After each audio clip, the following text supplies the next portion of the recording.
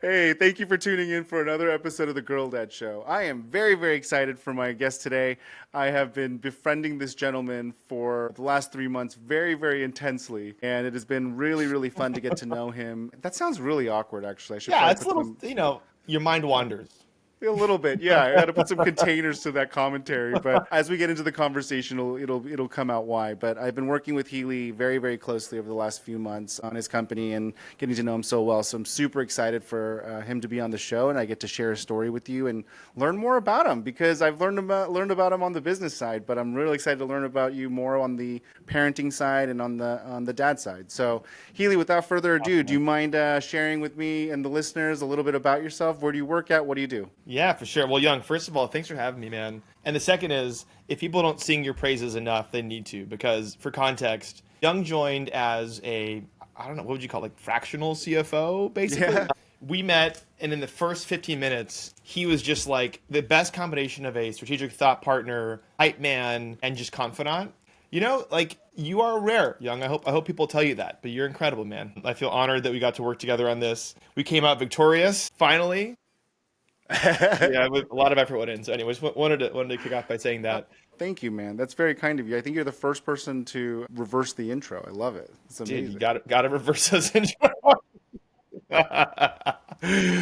Yeah. So quick background is my name's Healey Cypher. I'm the CEO of BoomPop, COO of Atomic, which is a venture studio. BoomPop is an AI travel company. We focus specifically on corporate group events. So think things like offsites, retreats, sales kickoffs, customer summits, stuff like that. Turns out it's a really, really big industry and one of the fastest growing in the history of travel, definitely post pandemic. And it's a lot of fun. All we do is think all day about how to get people together, how to make the clients happy, how to make the teams pumped, and how to go to cool places. We just got back actually yesterday. I was with Young, by the way, full disclosure, from the auto camp in Cape Cod, and it was awesome. We spent a few days doing intensive operating planning, doing intensive product road mapping, and I have to say I am getting high on my own supply for sure. Yeah. And the way it works, and everyone should try it out eventually, but you put in a really simple prompt like, hey, I want to do a 50-person exec retreat somewhere in upstate New York or within a 2-hour drive of New York City.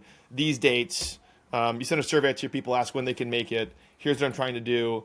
And it instantly comes back with AI-powered itineraries. It can reach out to every vendor. It can book them for you, makes an itinerary itself, makes the website, even talks to your guests on your behalf. The goal is take event planning, which takes 40 to 80 hours, down to 40 to 80 minutes. That's the intention. So check it out, boompop.com. Yeah, and I will say I'm a huge fan of it. I especially love the text messaging tool.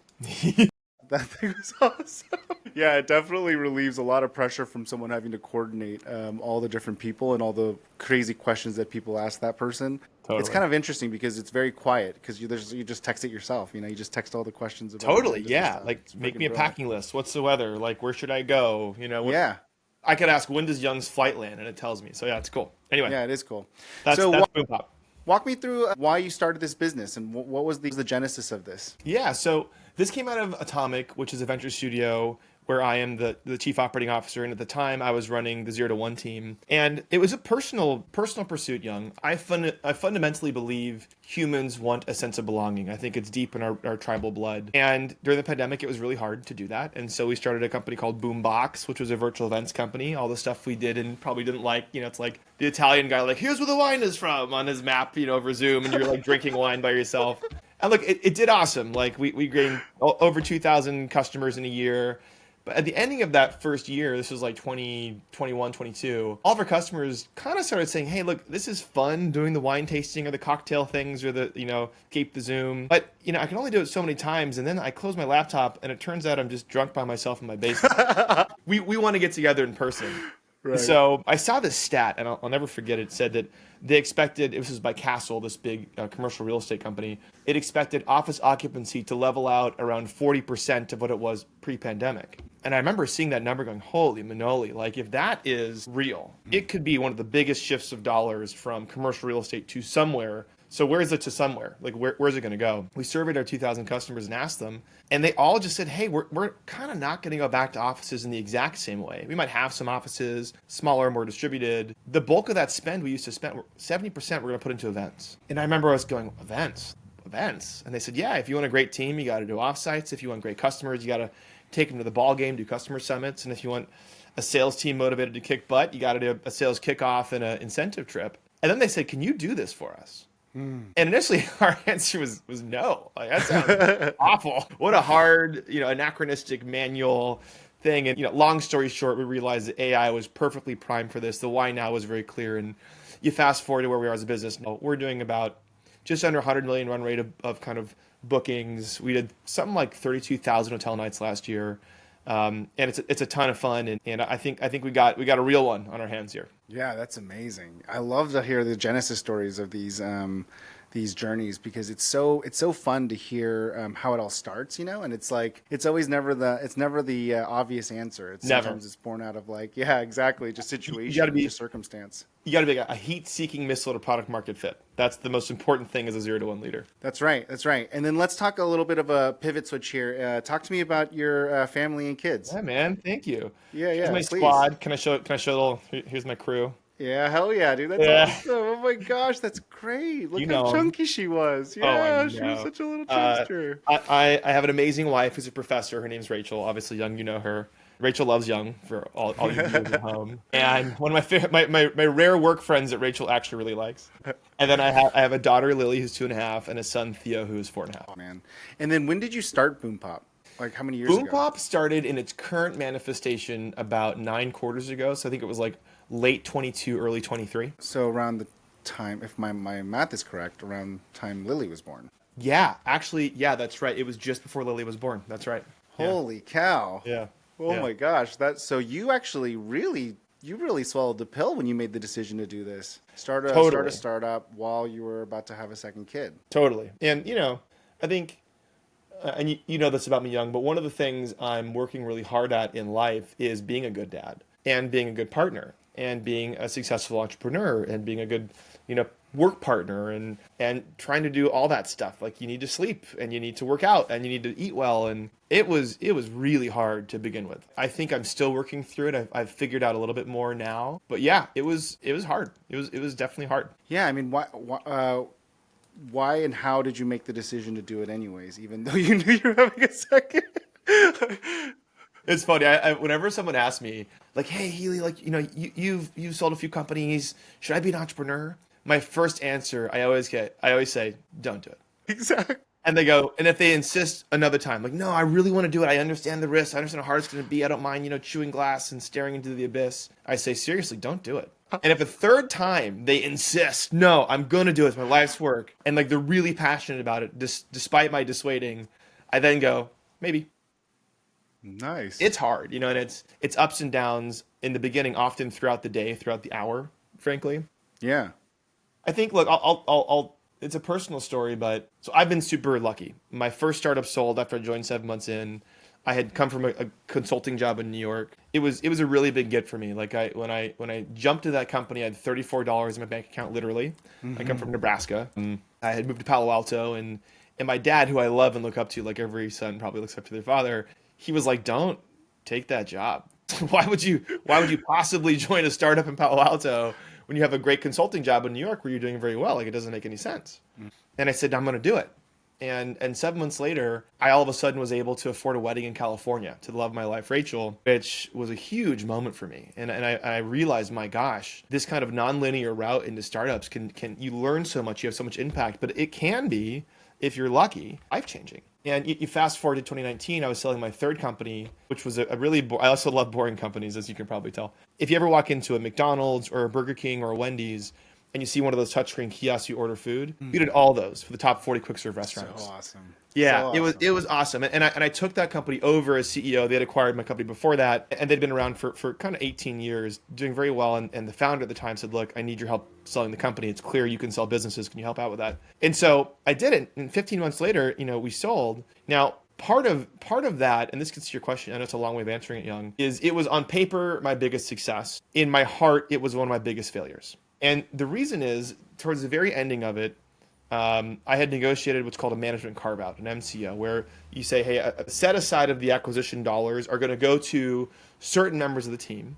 And it was to the executive team, but it was really important to me that the team felt it. And so I set aside $1 million to go to the team, which doesn't sound like a ton in Silicon Valley, but look, if you're in Arizona, Yeah. and honestly anywhere, I think if you get a a lot. $25,000 bonus, that's a life changer. That's a Yeah, it's a lot lot. of money. Oh yeah. And so that was my goal. I wanted everyone on the team to see some part of this upside.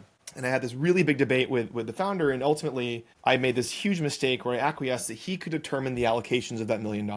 He, by the way, made $48 million to give a sense of the outcome here. Like, he's good. Yeah. And so I'd never forget, I was going through setting up the wires on where that $1 million was going to go, and the handshake had been it's going to go to the team. And it was a bunch of random, honestly kind of piddly numbers to people I hadn't really met. Some team members, some random guys in Indiana. But the bulk of it, I think it was like $800,000, this founder sent to one person. Oh wow. Young, any guess who that person was? No. Like, what's the worst possible guess? And I'll give you the spoiler. He already made $48 million.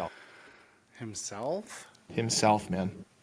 Oh my gosh. And I was gutted. I felt like I had completely failed the team. I had failed, like, I think being the CEO is a sacred duty to take care of the people that trust you to run the company. I take it very seriously. Yeah. And Rachel and I, this is to Rachel's credit, we wrote personal checks. Oh, wow. Hey, we're sorry. Like, you owe this and I failed you. And ever since then, I've had this like chip on my shoulder, Young, to want to not only be able to follow through on that promise to my early team members and early investors, frankly, that this can be a really big outcome and I can take care of them, but also that you can run that company in a high integrity, very open and transparent way. And hopefully you've seen, as you've been getting close to BoomPop, I'm trying to live that every day, and I couldn't rest without trying to do it and to prove it to myself that you could be a genuinely good, high-integrity person and build a successful business. But I also felt like it was a story that I wanted to be able to tell. I think that it's so, perception's so tricky, and there's so much belief out there that there is, like, if you screw other people over and you take advantage, that's how you're going to be successful. And my preference is that there's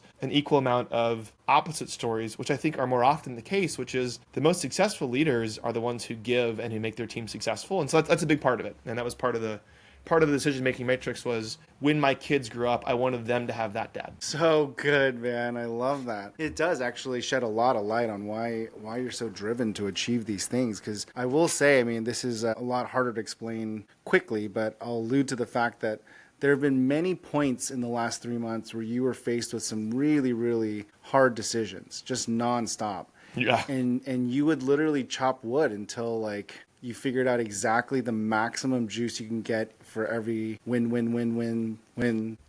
situation. And I'm always like, why are we wasting calories? I'm tired. Let's just make the decision and go. Give yourself more credit. You're right there with me, man. Yeah, but it is pretty interesting to hear this story because the intention and drive was coming from somewhere. Yes. And that's very, very cool to hear that. Thanks. And Thanks. It's very awesome. It's very honorable, man. And I'll definitely try to support you a little bit better now that I know that. What does Rachel think about BoomPop and where you're at right now and what you're doing and this kind of dream and vision? I think so. She is, by the way, I just have to say this. She's so smart, and she has like the obvious academic intelligence of being a PhD and having 2 masters. And she has. I always joke that between the two of us, we have 5 degrees, and she has 4 of them. Like she's credentialed. But the amazing thing about her is she has this practical intelligence, and so she is probably one of my best, like when I'm just sitting on the couch, thought partners of like, hey, like you should price it this way or think about this, or this is the obvious way to do it or think about it. I mean, I remember this one time she walked by and I was doing an engineering stand up, and afterwards she goes, who the hell was XYZ? And I was like, oh, that was just this guy. And she goes, you got to fire that guy. He's not doing shit. And I was like, how did you know that? And we did within a week. How did you know that? You walked by for 15 seconds. Like Very perceptive. Yeah. She's, I think, look, she's very supportive. She knows that I want to do this and I care about it a ton. I think the counter to that, though, is in these really stressful times, I'm not the best version of myself. And we all know how this works. You become the worst version of yourself in the most safe places, which tends to be with your partner, with your kids. So I think she's very relieved that the financing is coming to a close, knock on wood. Yes. And, I think that's just something I don't know if everyone, but definitely me as a dad, it's something I have to work through. Is when I'm really stressed at work, how do you not take that home? And is it even possible? And, it's like your kids aren't going to remember what you're going through at work. They're going to remember that you ignored them or on your phone during bath time, or you just didn't, or you weren't around. So She is an amazingly supportive partner, but I feel like I got to make up for some stuff over the last few months for sure. Totally. And I will say that I think you're probably your worst critic. I'd say that there's She's much Italian. more. Okay, so she might compete with you, yeah. But I will say that I feel like for whatever it's worth, you have been very balanced through this process. Yeah, all things considered, you're very normal. You're very human, and it's been really fun to watch you at your worst because it was still really great. So Wow, for thank you, whatever man. it's That's really worth, kind of yeah. you. That's really kind of you. I am curious though what your kids think you do for work. What does the little Rugrats think you do? I don't think they have any idea. I think they just know that sometimes I'm at work, I'm at this desk in my basement, which is really confusing for them, and that other times I'm just not here. And beyond that, I think they just think it's like a place that I go. I don't know if they have any idea what I do. But they're also quite young. I mean, how do you explain it? You know, like dad who runs a company. Like, what's a company? Like, well, it's like a bunch of people doing stuff. Do they understand the concept of like being like a founder though, and Not being an yet. entrepreneur? No, I don't think so. I think they will. You know, they're early. Like Theo's 4.5. Totally. Yeah, it's gonna happen because I mean I think my kids thought I cleaned pools until they were like 6, and then they started understanding the concept that I like talk to people and stuff. You know, so I totally get that. I just wanted to know if there was any kind of inkling on it. No, I do want to flip the question though. Do you want them to be entrepreneurs? Man, I think all the time about what I want my kids to do, and I think the conclusion I've come to is I just want them to be happy pursuing whatever it is they want in their life. I think it's really easy for me to say now because it's not serious yet when it gets into school and academics and interests and sports and social and grades. And I'm really interested to see if that point of view and mantra persists. So if they want to, yeah, for sure. I'd love to support them. And my hope is BoomPop's gone really well and they have a pretty lofty safety net, you know. A solid angel investor? Yeah, you know, I'll take that money. I'll tell you this too, by the way. I just want to say this out loud for 5 seconds, which is my parents, to their credit, who are not in the startup world. My dad ran banking software and was in intelligence before that. My mom's a teacher. I don't know if you knew this. They invested in BoomPop. No way. Yeah, man. And they did it. They did it, by the way, in the darkest hour when I needed the money the most. I almost get emotional saying this. They said, what can we do? They said, if we need to do whatever it is to support you, we will do it. And I was like, man, I can't ask you that. And so I would love to play that role for my kids for sure. I don't know.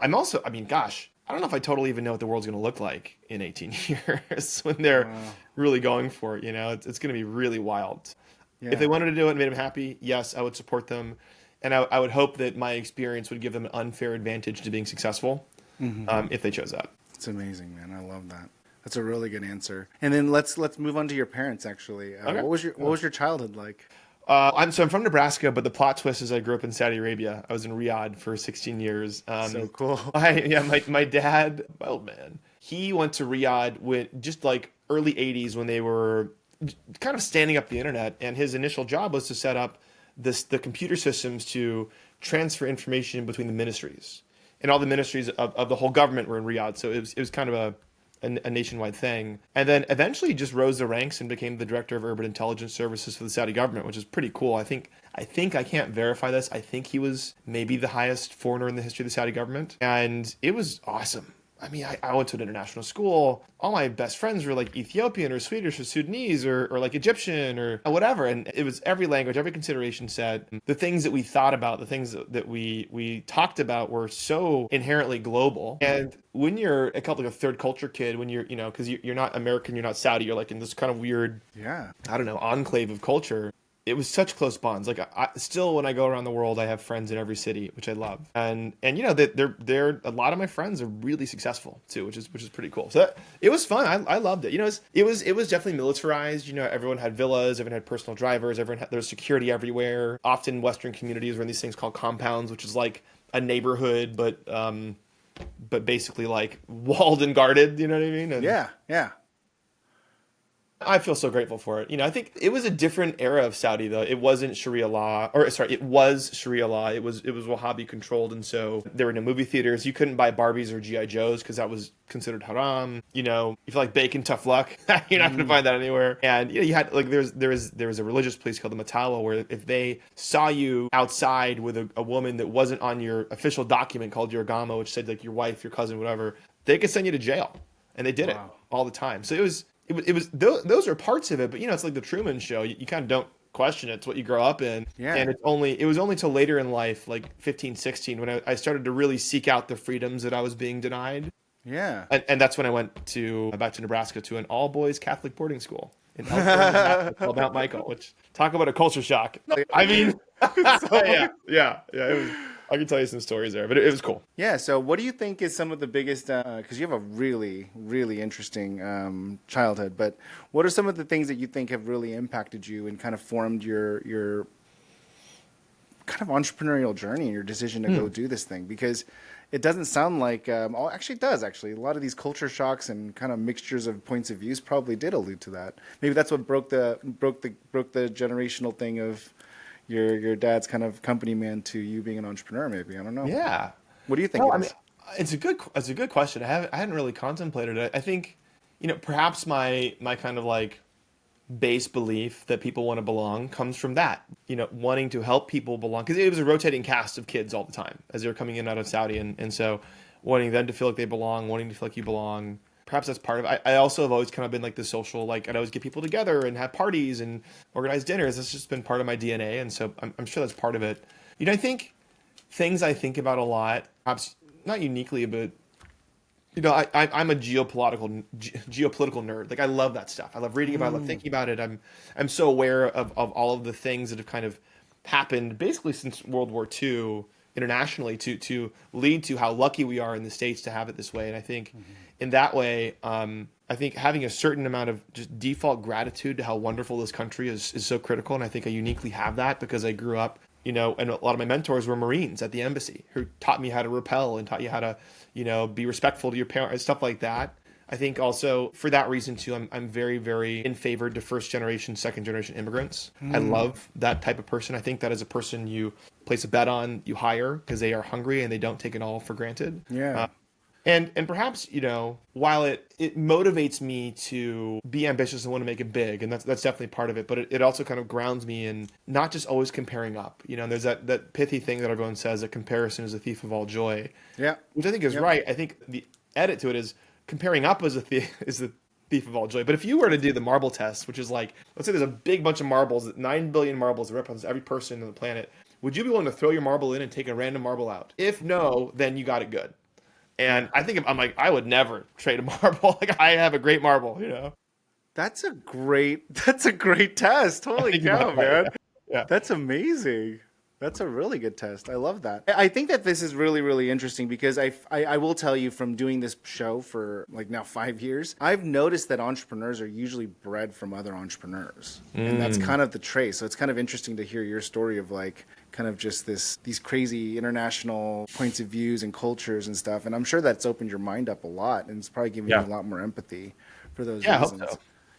Yeah. I will say travel does that. And that's kind of one of the reasons why I'm like so big on traveling with my kids now. Because what I realize is every time I go to another state here in the United States, it completely different cultures and values, right? And just exposing them to just different points of view. So critical. It's really, so critical. Really helpful, I think, to broaden their mind. I was reading this stat. I should look it up now as I'm saying it. But it was some wild amount of Americans have not left their home state. It was above 10%, which was really surprising. I think I remember this, and it was actually much more significant than I realized. I think it was closer to 50, wasn't it? No, I think it was like 17. Here, let me look it up. Yeah, it's kind of nuts, but I think you're right. And I remember moving to Nebraska. I had this friend who was like, friends don't let friends live in Iowa. He's like, I've never left the state of Nebraska. And I was like, wow, that's like just not something I thought about. You know what I mean? Yeah. Okay. 11% of people in America have never traveled outside the state they were born in. Whoa. That's crazy. That's crazy. Wow. And 40% of Americans have never been outside of the United States. I think that's the metric I was thinking about. Yeah, that's the metric I was thinking. It was like something astronomical. I'm like, there's no way. Yeah, it's wild. There's literally no way. It was like something very, very significant. But that's cool. That is a wild stat. It's a wild stat. To keep this going, what is your, now that you think about like all the things you know, where you're at, what do you think business success looks like for you now in this next chapter? I don't want to jinx it, obviously. I've been lucky enough to run a few companies now and to see the different patterns of success. And I was lucky enough to sit in the seat at Atomic and see what the origin patterns of success look like to lead to really, really good and meaningful companies. And I think I've got a company of enduring meaning and value on my hands. I think that's what BoomPop is. Nice. And I think that we have a remarkably rare chance to build a multi-billion-dollar enduring brand. I believe that. I know that, actually. We have an incredible team. We have a very novel way of approaching the problem, and frankly, just really lucky timing, which is the ingredient that is critical, you know? Yeah, totally. And I know that I've created awesome tech companies that just like were 10 years too early and didn't have PMF and didn't work. And so I think in the next chapter, we take this funding that we are getting. By the time this releases, we have gotten it. Yeah. So we didn't jinx. And I get the company to a place where we are, not just safe and profitable as a business, but growing very, very quickly, leveraging a bunch of the foundational investments we've made in AI and product, and hopefully have some really big announcements. I think my hope is, 12 months from now, and BoomPop is kind of a known entity, at least in certain circles in the B2B space. And you take me 5 years from now, who knows? Could be a household brand, and that'd be great. Yeah. Like I would love it if every event on the planet is done at BoomPop. That's a good qualifier. I like that. It's very specific. And we'll be able to look back at it. And then as a leader, what are your goals to be like, in the next, chapter of your professional journey here? I've been really thinking about this a lot. It's tempting to subscribe to a specific point of view, like Andy Grove, or I've been listening a lot to Brian Chesky, who I was lucky enough to know early on Airbnb. He probably doesn't even remember who I am now, but and he's been kind of famously talking about founder mode recently and about a lot of the aspects of that. And my hope is, as the next stage of a leader, a couple things are true. One is I become really world class at hiring incredible talent and fostering a really close knit, first team principled executive team. I think that's critical. And what that means is I can now think 2 to 3 years out. They are thinking 6 months out, and then their teams are executing day to day. I got that, by the way, from Andrew Dudum, who's a close buddy and runs Hims and Hers. He said that was the moment where he felt like it was really cruising. I want to come and introduce a certain amount of, I think, it's like good-natured operational discipline. And what I mean by that is have alacrity when you do things. Don't be a jerk, but be on top of your shit. Like, you should know every number. Don't look it up. You should know it. And I think there's a certain amount of OCD nature in the way you operate a business that kind of guarantees safety and success. You're not going to miss a ball. And the third for me is I think, I'm still learning as a leader, and many leaders are, on how to have the kind of hard, direct conversations when it's uncomfortable. And one thing that I saw myself shift gears into is when it got really hard and we were in the thick of the trenches recently, I flipped it. And there's no more time for being indirect, no more time for, you just had to nail it, you had to get it done. And I'm trying to bring that into the culture and let people know you can be conflict seeking without being adversarial. And that's it's a thread, but I think that's actually a necessary ingredient. And so anyway, that's my hopes. And heck yeah, man. That's awesome. Those are good goals, man. Thanks, man. This is awesome. All right, now for the toughest question. Okay. Used to be boxers, now it's briefs. What do you think success looks like for you as a dad in the next chapter? Success for me as a dad looks like the ability to be present with the kids, which is really hard as an entrepreneur. Quality of time, yeah. The ability to support and take care of the family, the kind of provide, protect thing, which is maybe controversial. I don't know why it is, if it is, but that is a role I willingly take on as a parent. I won't say anything more than that. And then finally, I hope a really good guide in life. I believe that guides are such a critical part of everything. And I hope that my kids think of me as a guide as they navigate life. And over the next 3 to 5 years, their consciousness, the way they think, it all starts to evolve really fast, actually. And, I think there's parents who try to be too much of friends, which can be a mistake. There's parents who be too much of these, kind of aloof disciplinarians, which I think can also be a mistake. And I hope that I can find that guide middle ground, which if I can do it, that sounds like a lot of fun. Man, I love that. So thoughtful. That's good. You're always maximizing every ounce of benefit you can juice out of the situation. It's great. Thanks, man. Yeah, I love it. It's good. Let me switch gears and ask you my rapid fire questions that I ask every guest so I can make sure you get back out to your business and schedule on time here, okay? To my kids. To your kids. And your business. I have a whole nother set of conversations I want to have with you because I will tell you now that I learned a little bit more about your concept and philosophy on kids. It's pretty interesting because I think a lot about this stuff too. I mean, Yeah. I'm assuming you figured that because I have a podcast about it. But yeah, I'm constantly thinking about how to be a good dad and also be successful. And you know what I mean? And so I love those two things. I love winning so much, and I love being a dad like so much. Yeah. And those two things constantly butt up against each other. And, you know, it's just like an incessant level of like torture and pain trying to combat the two time conflated things, you know? You know, a question I've been asking myself is, because I felt the same thing, is that question, or is that experience you're having, which sounds like a foregone conclusion, is that a relic of your subconscious? And is there a way to combat that? And does it not have to be true? You know? Yeah. Now I'm even more confused. Now I have like 20 more years of interviews that I have to do. Now I'm going to be all weekend. I know exactly. I'm going to be all weekend going like, interesting. All right, Healey, let me bring this home. Okay. Okay. What advice do you have for other parents or soon-to-be parents? Do research. Don't just wing it. Nice. That's awesome. Do you have a book that you liked a lot? Yeah, I have like well, it's kind of it's been by like segment of it. I don't have one top of mind, but it's more just like I do like online research, talk to like doulas, talk to like other parents, stuff like that. My wife did a ton of research. I read one book. It was like a dad's guide. I can't remember the name of the book. It's called Dad's Guide something, but it was fascinating because it actually didn't tell you how to be a good dad. It told you how to be a good husband while your wife was going through the 3 trimesters. And then the fourth, they call it the 4th trimester, which is like the postpartum section, right? It's totally. like, and that was really helpful for me because the level of emotions and just it's just so physiological for the woman, right? And so there's all these things that happen to their body that like I just didn't know. Like if I didn't read that book, I would have thought I was the worst human being in the world. I actually, so what it's worth, I put together a dad guide that I sent out to all my friends who are about to have kids. That is snippets of stuff. I'll send it to you if you want it. But yeah, I would love it. Yeah, we should share it to the listeners. Let's do it. Absolutely, Healey's dad guide.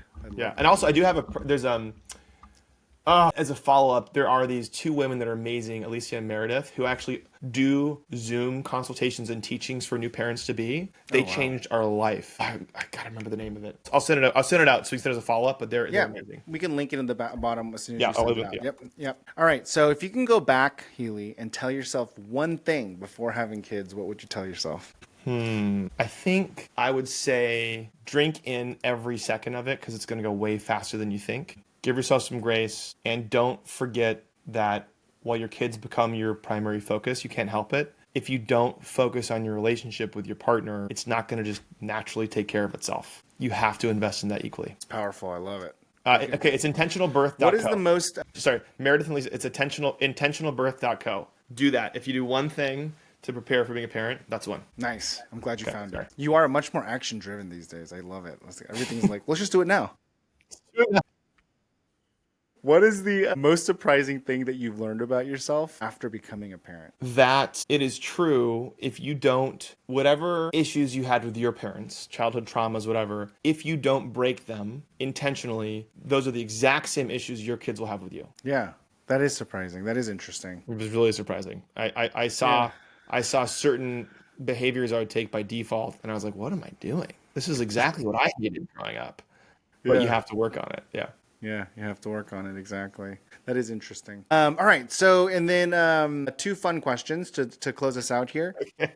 What's your favorite business book, like of all times, if you had to choose one? Oh, shit. Of all time? I know you like to read, because you have a lot of books at your house. Oh, my gosh. I'm like looking at my thing. Try to pick one easy question. Actually, it's How to Win Friends and Influence People by Dale Carnegie. Question. Classic. I love it. Yeah, that's the one. Great. I can give you my number 2 and number 3, but if you're going to read one, just go for it. Give the number 2, 3, just because I'm curious. Number 2 is a negotiation book built on those principles called Start With No by Jim Camp. I haven't read that one. I've heard of it, though, yeah. Really good. And then it's a totally different gear shift, almost non sequitur. Traction by Gino Wickman. It goes over EOS. Yep. And I found that years ago from a good friend of mine, Paul, who runs a company called Bulu Box in Lincoln, Nebraska. He was like, hey, have you heard of EOS? You gotta check this out. And I just started implementing it. And man, it's changed my life. Yeah, so good. I love that. All right, Healey, so when you're not trying to be a super dad, a super CEO, super husband, and all of those things to everybody. What does Healey do for his downtime? What's your You already know this answer. I do, but I still have to ask it. Random getting around. I'm a pilot. I sail. I motorcycle. I scuba dive. Those are my like favorite things. And then I try to work out. But those are my favorite things. I didn't know about the other three things. You did it? Yeah. Wait, say it again. You scuba dive? Wait, what was it? Pilot, sail, motorcycle, scuba dive. Those are You my like. sail too. Yeah. Next time you come out, let's do it. I've never scubaed. I really want to try. Don't do that in San Francisco to start. Do that somewhere warmer. It's cold and dark, isn't it? Like Yeah, both. And not Yeah, Healey, thank you so much for taking Thanks, some John. time to It was talk great. shop with me and banter back and forth a little bit and helping us get to know you a little bit better. Got it, Your man. Thanks story's for having very me, Young. This is a inspiring. lot of fun. Well, I love I'm what you're glad. doing. I'm glad to have it. Thank you, brother. We'll talk soon, okay? Bye.